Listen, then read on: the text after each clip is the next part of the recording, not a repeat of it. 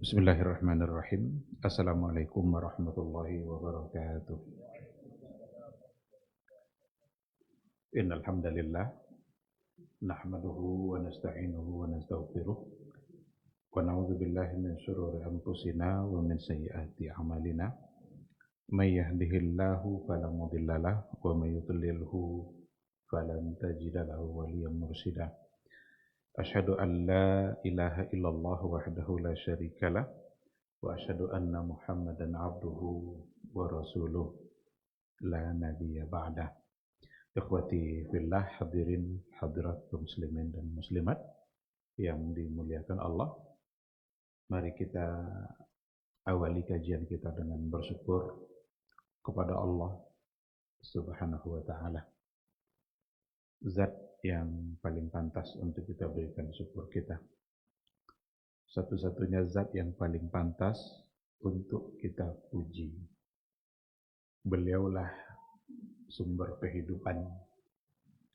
Beliaulah yang memberikan kita segala-galanya. Kasih sayangnya tidak bisa kita ukur dengan apapun.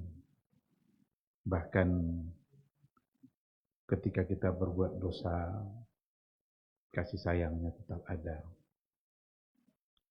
Bahkan dosa itu berulang-ulang. Dan bahkan dosa yang sama berulang-ulang kita lakukan. Tetapi apakah putus nikmat Allah pada kita? Ternyata tidak.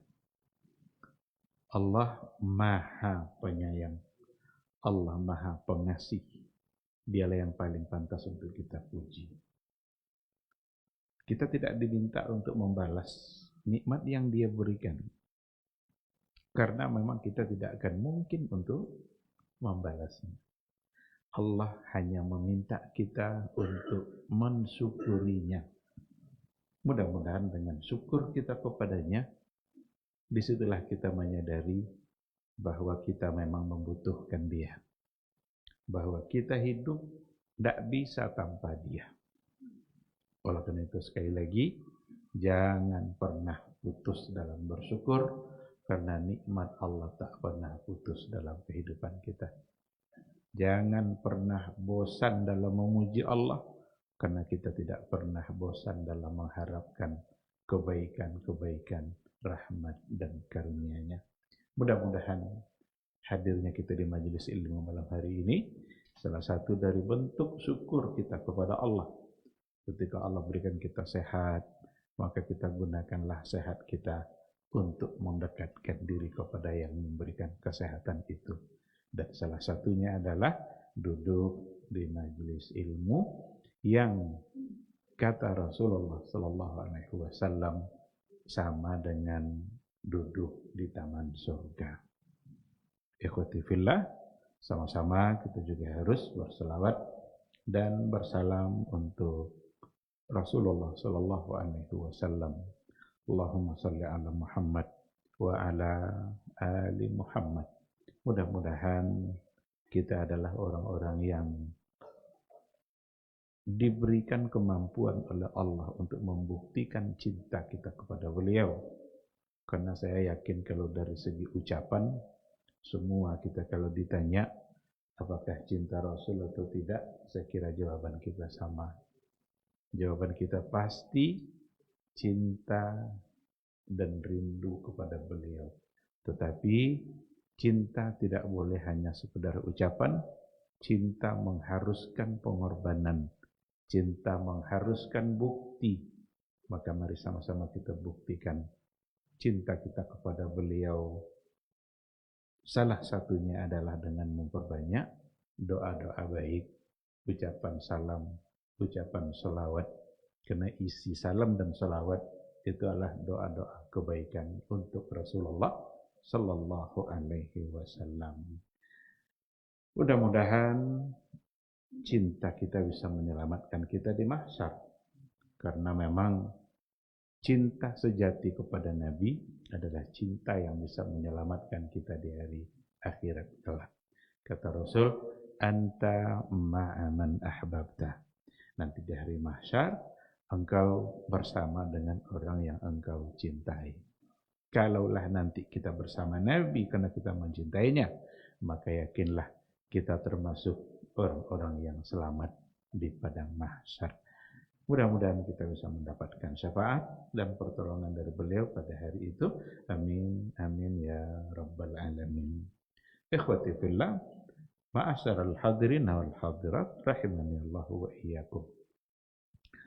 Kembali pada malam hari ini, kita akan melanjutkan kajian tauhid, kajian akidah, mencoba untuk mengenali asma wa sifat, nama-nama dan sifat-sifat yang dimiliki oleh Allah Subhanahu wa ta'ala. Dari awal kita sudah mengatakan bahwa nama dan sifat-sifat Allah itu sangatlah banyak. Bahkan ada di antaranya yang kita tidak tahu, yang hanya Allah Subhanahu wa ta'ala yang tahu. Dan banyak di antaranya yang disampaikan di dalam Al-Quran. Dan disampaikan pula oleh Rasulnya di dalam hadis-hadisnya. Apa yang disampaikan oleh Allah dalam Al-Quranul Karim dan oleh Nabi-Nya dalam hadis-hadis dan sunnahnya, maka itulah yang menjadi keharusan bagi kita untuk memahami, meyakini, kita imani sesuai dengan apa yang telah disampaikannya di dalam Al-Quran dan hadis Rasulullah sallallahu alaihi wasallam. Ikhwati fillah, ma'asyiral hadirin wal hadirat, rahimani Allah wa iyyakum. Kita akan lanjutkan pada poin yang berikutnya. Qala al-musannif rahimahullah, wa min sifatillahi azza wa jalla allati wasafa biha nafsahu as-sam'u wal basar. Di antara sifat-sifat Allah azza wa jalla yang ia telah mensifati dirinya dengan sifat itu, di antaranya juga adalah as-sam'u wal basar, mendengar dan melihat. Berarti kita wajib meyakini bahwa Allah Subhanahu wa ta'ala punya sifat mendengar dan dia juga punya sifat melihat. Ini bagian dari sifat zatiyah. Sifat yang melekat pada zatnya Allah Subhanahu wa ta'ala, yang ada bersamaan dengan dari awal adanya Allah Subhanahu wa ta'ala. Karena nama adalah Allah tidak bermula, dialah yang pertama sekali. Beda dengan makhluk, sebelumnya diawali oleh ketiadaan, lalu kemudian ada. Kalau Allah kan tidak. Allah ada secara azali. Maka as-sam'u wal basar, pendengaran dan penglihatan Allah, itu merupakan sifat yang melekat, yang sudah ada juga bersamaan dengan Allah Subhanahu wa ta'ala. Jadi dia tidak datang belakangan. Kalau bayi baru lahir bisa langsung melihat enggak? Enggak. Ini ada motor, bisa langsung nyala? Berarti diawali oleh ketiadaan. Kalau Allah tidak seperti itu. As-sam'u wal basar. Ini dua sifat pada paragraf ini. Namun di samping kita harus meyakini as-sam'u wal basar, kita juga wajib meyakini ketidakserupaan sifat yang ada pada Allah dengan makhluk. Maka as-sam'unya Allah tidak sama dengan as-sam'unya makhluk, manusia umpamanya. Basarnya Allah tidak sama pula dengan basarnya makhluk seperti manusia. Karena Allah dalam Al-Quran mengatakan, laisa kamitslihi syai'un wa huwas samiul basir. Laisa kamitslihi syai'. Tidak ada satupun yang semisal, yang serupa dengan Allah Subhanahu wa ta'ala. Wa huwa as-sami' al-basir. Dan dia maha mendengar, maha melihat. Ayat ini dua di situ.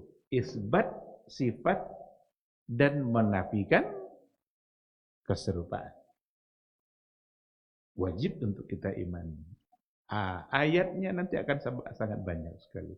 Baik ayatnya maupun hadis-hadisnya itu akan sangat banyak sekali yang mendukung keberadaan dua sifat ini bagi Allah Subhanahu wa taala. Dan ini dua sifat yang selalu digandengkan, selalu didekatkan penyebutannya. Sami' basar, sama basar. Itu dua sifat yang disebutkan, selalu disebutkan secara berdekatan, dan Allah Subhanahu wa taala memiliki kesempurnaan pada dua sifat itu. Maka dalam Al-Qur'an juga dikatakan dalam ayat yang lain, wa kana Allahu sami'an basira. Adalah Allah Maha mendengar lagi Maha melihat. Wa huwas sami'ul alim. Ada as-sami' di situ. Dialah Allah yang maha mendengar dan maha mengetahui. Ada dalam ayat yang lain dikatakan, qad sami'a Allahu qaulal lati tujadiluka. Ini dalam surat Al-Mujadalah ketika menceritakan seorang perempuan yang berbisik-bisik mengadukan perkara keluarganya kepada Rasulullah sallallahu alaihi wasallam. Berbisik-bisiknya dia, Nabi aja kadang tidak terlalu mendengar, tapi Allah mendengar. Karena qad sami'a Allahu qaulal lati tujadiluka. Sungguh Allah telah mendengar perkataan seorang perempuan yang bermujadalah denganmu. Bermujadalah. Perempuan ini Khawlah binti Zurarah kalau tidak salah namanya. Nah, di situ mulai tergambar kesempurnaan pendengaran Allah. Karena Allah memiliki sifat maha mendengar yang sempurna, sehingga tidak ada satu pun ungkapan yang tidak didengar oleh Allah Subhanahu wa taala. Apakah itu suara keras? Apakah itu suara berbisik-bisik? Kita saja kalau seandainya ada di samping kita dua orang yang berbisik-bisik, kita tidak dengar. Maka Nabi melarang. Kalau kalian bertiga, kalau bertiga kalian hanya berdua kok jangan bisik-bisik tanpa membawa yang ketiga. Apa sebab? Curiga, bisa tersinggung. Apa dia berdua-dua je bercerita aja? Jangan mencerita awak. Golaknya bukan galak pula awak, kasan? Kasan awak yang galak ni. Maka Nabi melarang, jika kalian bertiga, janganlah berbisik-bisik berdua tanpa melibatkan. Apa dilarang berbisik-bisik? Karena berarti yang ketiga tidak mendengar.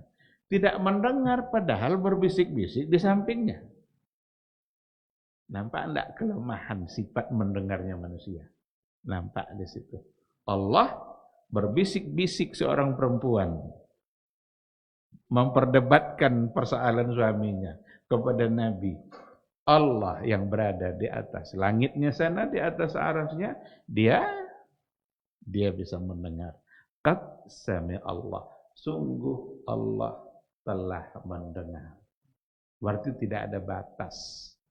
Tidak ada batas dalam pendengarannya Allah Subhanahu wa taala. Sebagaimana tidak ada batas pula di dalam penglihatannya Allah Subhanahu wa taala. Allah bisa melihat kita dimanapun kita berada. Allah bisa melihat sekecil apapun makhluk. Dia yang menciptakan. Allah bisa melihat di tempat dimanapun kita berada. Ada lampu kah? Tidak ada lampu?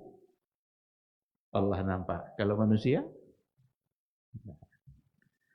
Mati je lampu. Nah, tolong ambil sentariongnya. Mana letak ayahnya? Itu di bagu tanya. Mananya? Tak nampak. Karena gelap. Tapi Allah, bagi dia tidak ada istilah gelap. Dimanapun keadaan, seperti apapun, maka Allah pasti melihat. Diibaratkan seekor semut hitam berjalan di atas batu hitam di malam yang kelam. Coba, semut hitam di hati batu hitam di malam yang gelap. Allah nampak enggak? Nampak. Kita jangankan semutnya, batunya pun kita tak nampak. Maka kalau ada orang berjalan dalam kegelapan, kadang-kadang kesandung batu, kadang-kadang ketabrak apa, kenapa dia tidak nampak? Tapi Allah punya sifat basar, penglihatan yang sangat sempurna. Inilah dua sifat kesempurnaan yang ada pada Allah Subhanahu wa taala. Tapi yang jelas, pendengaran dan penglihatannya Allah tidak sebagaimana seperti apa kita mendengar, sebagaimana kita melihat, pasti tidak sama, karena Allah yang menafikan laisa kamitslihi syai'un. Dalam Al-Qur'anul Karim ada satu ayat ketika Allah menyuruh Nabi Musa dan Nabi Harun untuk pergi menemui Fir'aun. Idhaba ila Fir'auna innahu tagha. Jadi disuruhlah Nabi Musa, Nabi Ibrahim untuk pergi ke Fir'aun, temui itu. Dakwahilah Fir'aun itu. Ajaklah dia kepada kebenaran. Faqula lahu qawlan layyinan la'allahu yatazakkar aw yakhsha. Sampaikan kepadanya ungkapan itu secara baik. Mudah-mudahan dia bisa takut atau bisa diingatkan. Ada semacam rasa khawatirnya Musa ketika itu. Tapi Allah bilang la takhafa. Kalian berdua jangan takut. Lalu apa kata Allah? Innani ma'akuma asma'u wa ara. Nah, ini dia. Jangan takut, kata Allah kepada Musa dan Harun. La takhafa. Sesungguhnya saya bersama kalian berdua. Bersama kalian berdua, asma'u wa ara. Saya dengar dan saya lihat. Ini ada pelajaran tauhid yang luar biasa banyaknya dalam ayat ini. Ketika dikatakan la takhafa, jangan takut. Memang takut hanya perlu kepada Allah saja. Kita memberikan rasa takut kita hanya kepada Allah Subhanahu wa taala. Ancaman-ancaman nanti kalau saya sudah berdakwah begini, lalu saya tidak bisa hidup, nanti saya dapat ancaman, nanti saya dibunuh. Lalu berhenti menyampaikan kebenaran karena takut seperti itu. Ternyata itu tidak benar. Tidak dibolehkan. Kebenaran mestilah disampaikan apapun resikonya. Maka dimintalah, jangan takut. Tapi Allah memberikan jaminan. Innani ma'akuma. Sesungguhnya saya bersama kamu berdua. Sekarang ada pertanyaan akidah. Bersama di sini, ini bersama apa? Apakah bersama secara zat, artinya Allah zatnya bersama kita, atau bersama secara sifat dan Allah tetap berada di atas arsy? Nah, ayat ini menjawab. Karena ketika ada Al-Quranul Karim yang menyampaikan bahwa Ar-Rahmanu 'alal 'arsy istawa. Allah berada di atas arsy. Allah bersemayam dalam artian tinggi berada di atas arsy. Itu banyak yang menolak dengan alasan Allah dekat. Masa Allah di atas arsy? Allah kan bilang dalam Al-Qur'annya, "Wa huwa ma'akum aina ma kuntum." Dialah Allah yang bersama kamu dimanapun kamu berada. Sekarang bersama kamu di situ. Apakah bertentangan dengan ayat Ar-Rahmanu 'alal 'arsy istawa? Jawabannya tidak. Karena tidak mungkin ada pertentangan antara ayat dengan ayat. Sebagaimana tidak akan mungkin terjadi pertentangan antara ayat dengan hadis-hadis yang sahih. Nah, oleh karena itu, ketika dikatakan wa huwa ma'akum aina ma kuntum, dialah Allah yang bersama kamu dimanapun kamu berada. Bersama di situ bukanlah bersama secara zat, tapi bersama yang dimaksud adalah sesuai dengan yang ada pada ayat ini. Innani ma'akuma, saya bersama kamu berdua. Yang bersama apa? Asma'u wa ara. saya dengar, dan saya lihat. Berarti yang bersama kita itu bukanlah zatnya Allah, karena zat Allah maha suci, tidak mungkin yang suci itu berada bersama kita. Kita kotor semua. Ini pendosa baru bangun udah buat dosa, sampai tidur kembali. Tidak mungkin Allah secara zat bersama kita. Tapi yang bersama kita adalah ilmunya, pendengarannya, penglihatannya. Sehingga dimanapun kita berada, Allah mendengar ungkapan kita. Maka kalau berucap, ucapkanlah yang baik-baik saja. Karena Allah pasti mendengar. Dimanapun kita berada, Allah pasti melihat kita. Jika kita ingin bersikap, bertindak, berbuat, buatlah yang baik-baik saja, yang diridai oleh Allah. Karena Allah pasti melihat. Yang bersama kita adalah ilmunya. Dimanapun kita berada, Allah tahu. Saat apapun yang kita lakukan, Allah pasti mengetahui. Maka ayat ini jawaban untuk pertanyaan tadi. Innani ma'akumah. Saya bersama kamu berdua. Tapi yang bersama itu adalah sifatnya, pendengarannya, penglihatannya, ilmunya. Orang Arab mengibaratkan begini. Sirtu ma'al qamar. Saya berjalan bersama bulan. Jadi kalau bulan purnama, kita berjalan. Orang Arab biasa mengungkapkan satu ungkapan, sirtu ma'al qamar. Saya berjalan bersama bulan. Sekarang pertanyaannya, apakah bulan yang bersama kita? Jawabannya tidak. Yang bersama kita apa? Cahaya.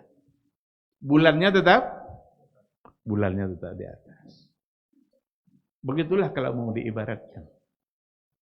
Nah, oleh karena itu, kesempurnaan sifat yang dimiliki oleh Allah dalam bentuk as-sam'u wal basar, sampai dimanapun kita berada, maka Allah pasti akan melihat, Allah pasti akan mendengarnya.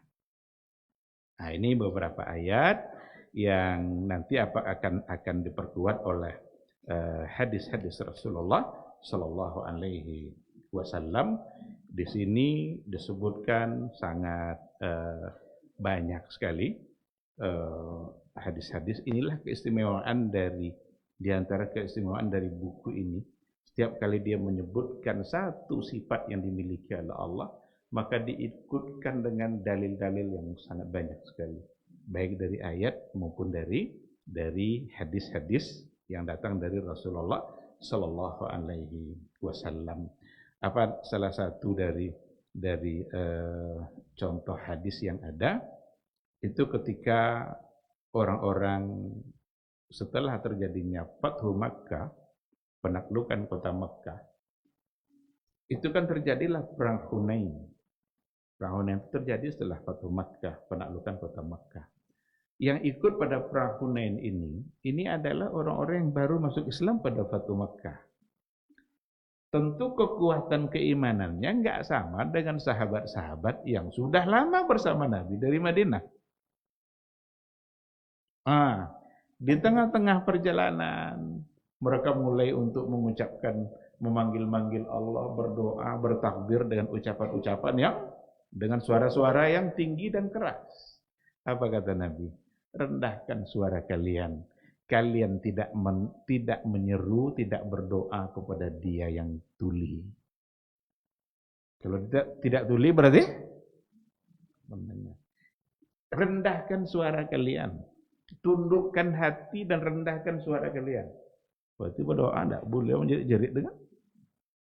Karena kita tidak menyeru Dia yang jauh, tidak menyeru Dia yang peka, tapi kita berdoa meminta Dia yang maha mendengar. Dia yang maha dekat. Nah, sekali lagi ini maha dekat ini. Bahkan ada di antara ayat juga wa huwa aqrabu ilaihi min hablil warid. Allah lebih dekat kepada seseorang itu dari urat nadinya sendiri. Sekarang yang lebih dekat itu apanya? Zatnya kah? Bertentangan ke ayat ini dengan Ar-Rahman wa 'alal 'arsy istawa? Jawabannya tidak. Karena Ar-Rahman wa 'alal 'arsy istawa itu zatullah.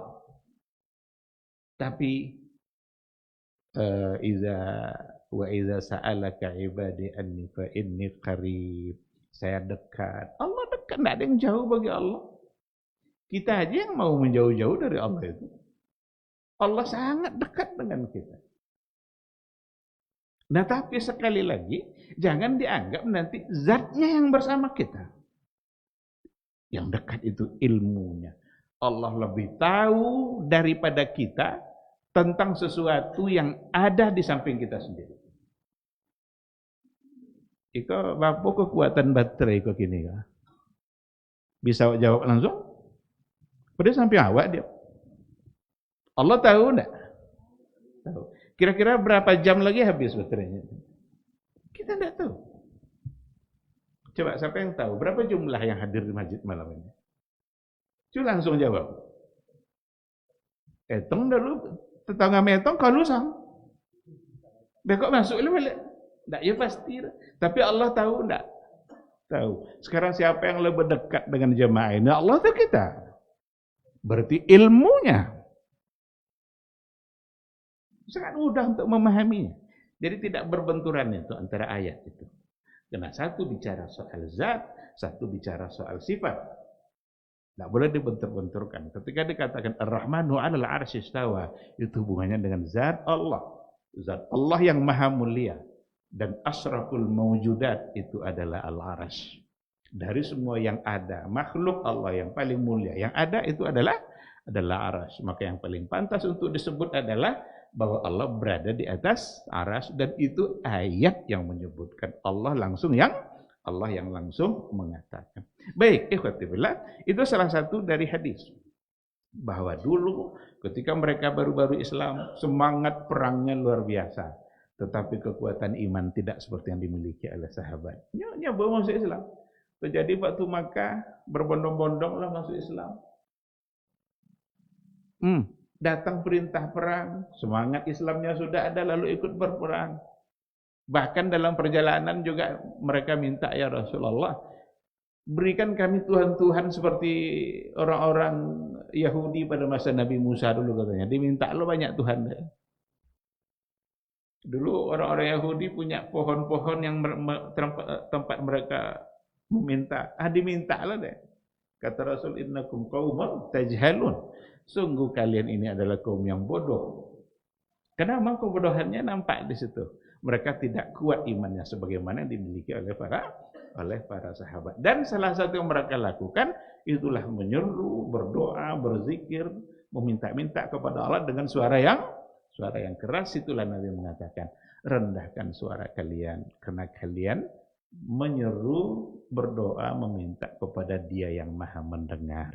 Dia yang maha dekat dan Dia yang maha mendengar. Maka yang dekat di sini adalah pendengarannya Allah, karena tidak ada yang tersembunyi bagi Allah Subhanahu wa taala. Ikhwati fillah, ma'asyiral hadirin wal hadirat, rahimani Allahu wa iyyakum. Saya tidak akan sebutkan banyak-banyak hadisnya, tapi inti dari semua hadis yang ada ini memastikan dua sifat yang dimiliki oleh Allah tadi, yaitu as-sama' dan al-basar. Jadi ayatnya jelas, kemudian hadis-hadisnya juga jelas, dan tinggal kita meyakininya. Pada bagian yang lain, kita tambah di antara sifat yang dimiliki oleh Allah Subhanahu wa taala selain daripada as-sam'u wal basar. Dan ini juga bagian dari sifat yang berhubungan dengan zat. Qala al-musannif rahimahullah, wa min sifatihi allati wasafa biha nafsahu wa amtadaha biha, di antara sifat-sifat Allah yang Dia sifati dirinya dengan sifat itu. Wamtadaha biha, bahkan Ia jadikan untuk memuji sesuatu dengan sifat itu, yaitu yadahu, kedua tangannya. Jadi sama, ini basar. Ini kedua tangan. Ini sifat zat. Sifat yang berhubungan dengan zat Allah. Sebagaimana sama basar, laisa kamitslihi syai', tidak ada satu pun yang serupa dengan Allah, maka yadahu, kedua tangannya juga laisa kamitslihi syai'. Tidak ada satu pun yang serupa dengan Allah. Maka pada saat kita mendengarkan Allah punya sifat mendengar, jangan bayangkan pendengaran kita. Ketika kita wajib mengimani Allah punya sifat melihat, ada penglihatan yang dimiliki oleh Allah. Jangan bayangkan penglihatan kita. Dan pada saat Allah mengatakan bahwa dia punya sifat dua tangan, maka jangan pernah membayangkan dua tangan kita. Dua tangan kita ini ada ruas-ruasnya. Ada darah yang mengalir di dalam. Ini bisa patah. Kalau ini sakit, bisa diamputasi. Itu yang ada pada kita. Tapi Allah mengatakan, laisa kamitslihi syai'un. Tapi wajibkah kita percaya bahwa dia punya sifat dua tangan? Jawabannya wajib, karena ayat. Sekarang saya bacakan ayatnya. Di antara ayatnya adalah, tadi dikatakan bahwa dua sifat tangan itu Allah jadikan untuk kebanggaan pada sesuatu. Sesuatu menjadi terpuji disebabkan oleh kedua tangan yang dimiliki oleh Allah. Salah satu di antara ayatnya, ketika Allah menyuruh iblis untuk sujud kepada Adam, disuruhlah untuk sujud. Semua malaikat sujud, kecuali iblis. Illa iblis aba wa astakbar. Dia enggan, dia angkuh, dan tidak mau sujud. Lalu Allah berkata kepada iblis, ya iblis, ma mana'aka an tasjuda lima khalaqtu biyadayya. Wahai iblis, apa yang menghalangimu untuk sujud kepada Adam yang telah aku ciptakan dengan kedua tangan. Ketika Allah mengatakan Adam saya ciptakan dengan kedua tangan, ini sesungguhnya adalah kemuliaan bagi Adam. Karena hanya dari semua nabi yang ada, hanya Adam yang Allah ciptakan langsung dengan kedua tangan. Kedua tangannya. Dari ayat ini dapat dipahami bahwa sesungguhnya Allah melalui ayat ini mengisbatkan untuk dirinya sifat zat yang namanya tangan. Wajibkah kita mengimani? Wajib, nyenyo menyampai. Tidak mungkin dosa begitu. Kan tidak tangan dulunya. Ini Allah nyampai tangan. Atau jika mungkin tidak tangan arti. Diartikan dengan yang lain. Dua tangan itu artinya bukan tangan.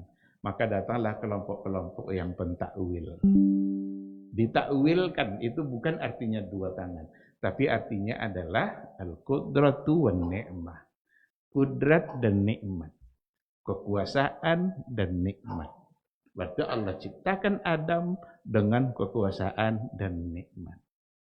Kalau seandainya memang dua tangan itu artinya kudrat dan nikmat, apa perbedaannya jadinya penciptaan Adam dengan Nabi Musa? Apa bedanya jadinya penciptaan Nabi Nuh dengan Nabi Adam? Nabi Muhammad dengan Nabi Adam? Karena kemuliaan Adam itu adalah ketika Allah menciptakannya langsung dengan kedua tangannya. Tidak ada beda jadilah. Maka tidak boleh kita mentakwil. Itu menjadi takwil fasid. Takwil yang rusak. Kapan takwil disebut fasid? Kalau dia tidak punya dalil. Kapan takwil dapat dibenarkan? Kalau dia punya dalil. Maka itu bukan lagi takwil tapi berubah menjadi tafsir. Sementara kita tidak menemukan ada nas, tidak menemukan sahabat yang memberikan penjelasan juga bahwa sesungguhnya kedua tangan itu maknanya bukanlah dua tangan, tapi maknanya qudrat dan nikmat. Kita tidak akan menemukan dalilnya, baik dari hadis-hadis Nabi ataupun dari athar as-sahabah atau dari ungkapan-ungkapan yang datang dari para sahabat. Maka ayat ini diperkuat oleh hadis Nabi. Itu hadis yang berkaitan dengan hadisus syafa'ah. Ada hadisus syafa'ah, cukup panjang hadisnya, tapi secara ringkas Nabi kita mengatakan, Rasulullah SAW dalam sebuah hadisnya mengatakan bahwa nanti di akhirat kelak, pada saat orang di mahsyar, siapa yang pertama kali didatangi untuk dimintakan agar dia bisa memberikan syafaat? Nabi Adam. Kenapa alasannya Nabi Adam harus didatangi? Itulah yang ada pada riwayat, yang ada pada hadis itu. Kata Rasul, nanti manusia akan mendatangi Nabi Adam. Apa kata manusia? Ya Adam. Wahai Adam, wahai Nabi Allah Adam. Engkau adalah Nabi yang diciptakan langsung oleh Allah dengan kedua tangannya. Berarti engkau adalah sangat mulia. Maka karena engkau mulia diciptakan langsung oleh Allah dengan kedua tangannya, maka tolong mintakan syafaat kepada kami, untuk kami kepada Allah pada hari ini. Jadi apa alasannya tadi? Karena Adam langsung diciptakan oleh Allah dengan kedua tangannya. Sekarang kalau seandainya kedua tangan itu artinya bukanlah kedua tangan Allah, tapi kudrat dan nikmat. Apa jadinya kemuliaan? Mana letak kemuliaan Adam? Hilang kemuliaan Adam, karena sama aja jadinya Adam dengan Nabi yang lain.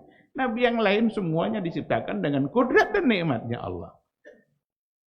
Allah ciptakan Nabi Ibrahim dengan kudrat dan nikmatnya. Diciptakan Nabi Muhammad sallallahu alaihi wasallam dengan kudrat dan nikmatnya. Tapi Nabi Adam, kalaulah itu juga artinya, berarti tidak ada beda antara penciptaan Nabi Adam dengan Nabi yang lain. Jelas tidak kira-kira ini? Sangat jelas.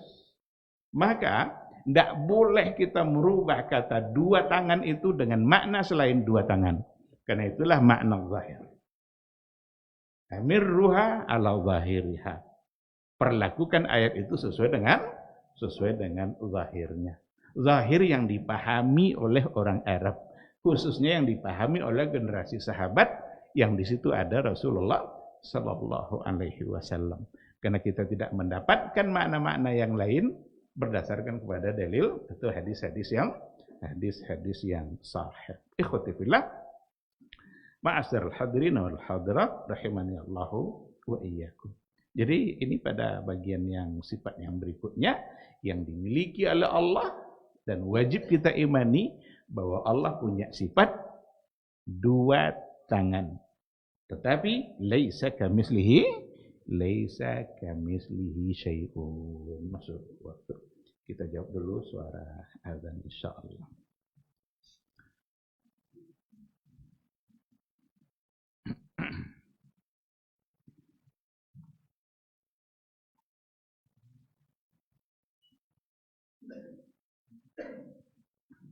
Allahu Akbar, Allahu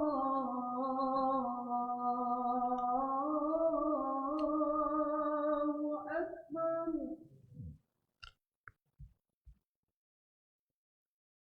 Allahu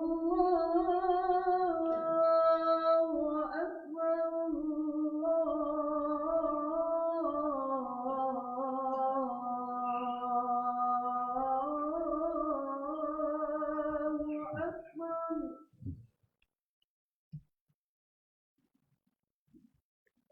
Asyhadu an la ilaha illallah.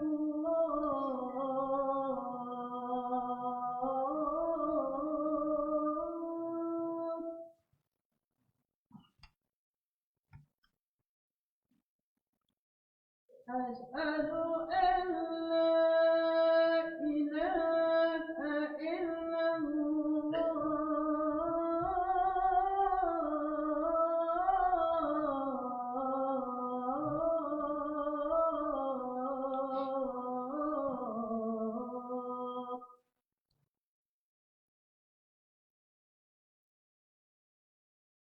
أشهد أن محمدا رسول الله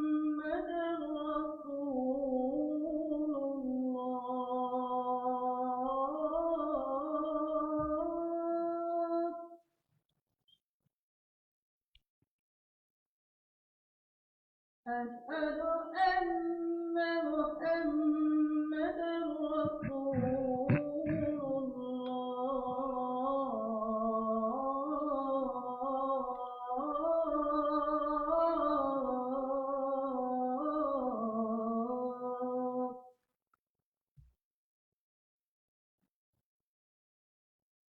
حي على الصلاة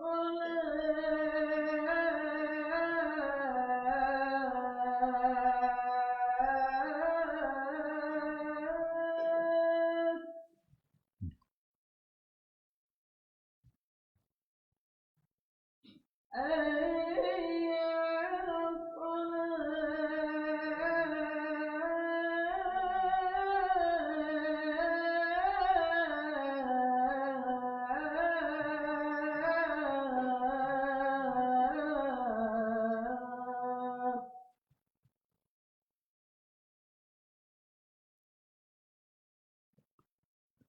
حي على الفلاح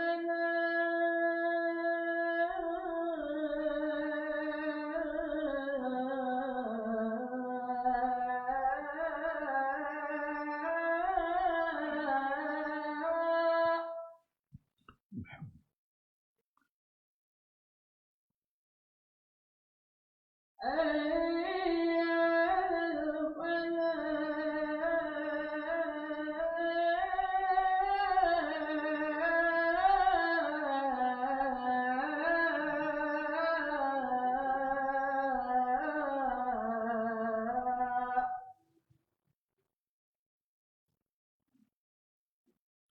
الله أكبر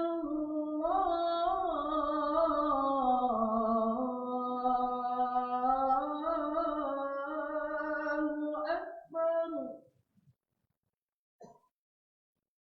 لا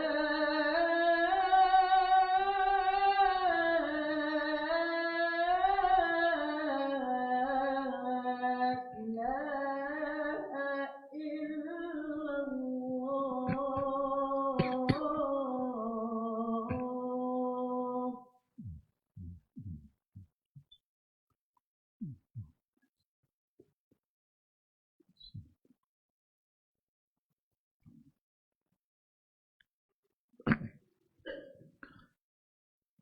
Bismillahirrahmanirrahim. Alhamdulillah wassalatu wassalamu ala Rasulillah wa ala alihi wa sahbihi wa mawala. Ma'asyiral hadirin wal hadirat rahimani Allah wa iyyakum. Kita lanjutkan sedikit materi kita. Insyaallah nanti di akhir jika ada yang perlu untuk kita diskusikan diberikan waktu untuk bertanya insyaallah. Tadi kita sampaikan bahwa salah satu dari sifat yang Allah sendiri yang mensifati dirinya, yang wajib kita yakini adalah dia memiliki dua tangan. Dan dengan dua tangannya lah dia menciptakan Adam alaihi salam. Dan dengan itulah Adam menjadi mulia. Sehingga umat manusia di padang mahsyar memandang pantaslah untuk meminta meminta agar dia meminta syafaatkan untuk mereka, karena mahsyar sudah sangat menakutkan.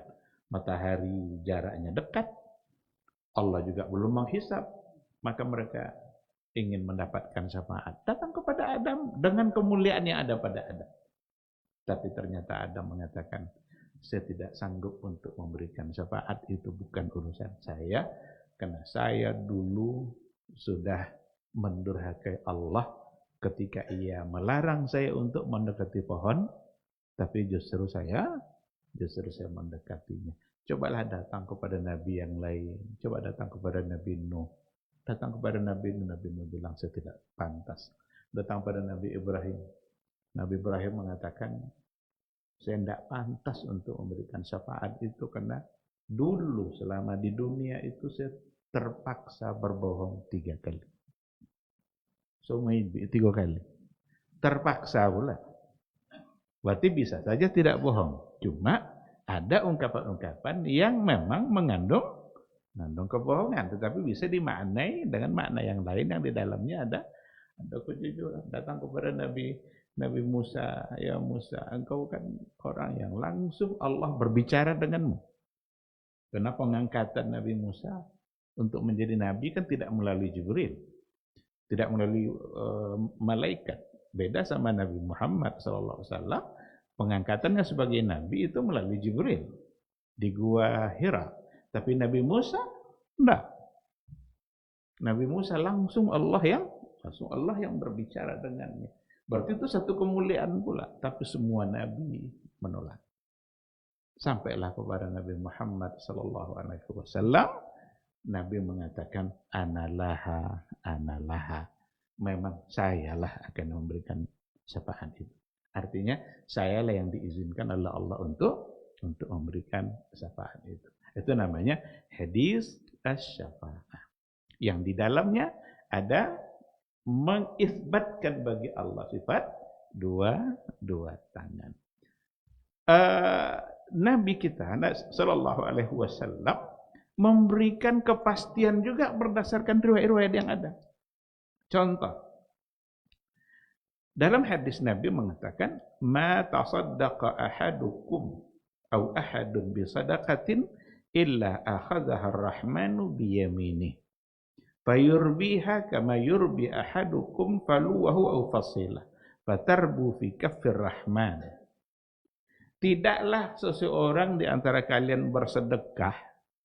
Jadi tidaklah kalian bersedekah, memberikan sedekahnya, uang kah, makanan kah, apa yang bisa dia sedekahkan, illa akhadhaha ar-rahmanu biyamini, kecuali Allah yang Maha Pengasih akan mengambilnya dengan tangan kanannya. Biyamini. Fayurbiha kama yurbi ahadukum faluwahu aw fasilah. Maka Allah ambil dengan tangan kanannya dan Allah tumbuhkan sedekah itu sebagaimana kalian menanam biji-bijian lalu tumbuh. Fatarbu fi kaffir rahman hatta takuna a'zama minal jabal. Maka tumbuhlah sedekah yang diambil oleh Allah dengan tangan kanannya itu, maka tumbuhlah bahkan sampai besarnya sebesar gunung.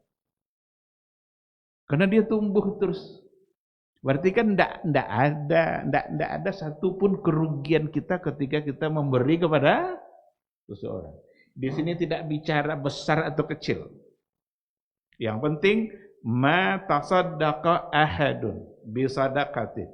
Tidaklah seseorang itu bersedekah dengan satu bentuk sedekah apa saja, kecuali sedekah itu Allah ambil dengan tangan kanannya, lalu Allah tumbuhkan sebagaimana kalian menanam biji-bijian, kalian siram, lalu tumbuh, lalu kemudian berbuah, maka sedekah akan menjadi sesuatu yang menjadi besar.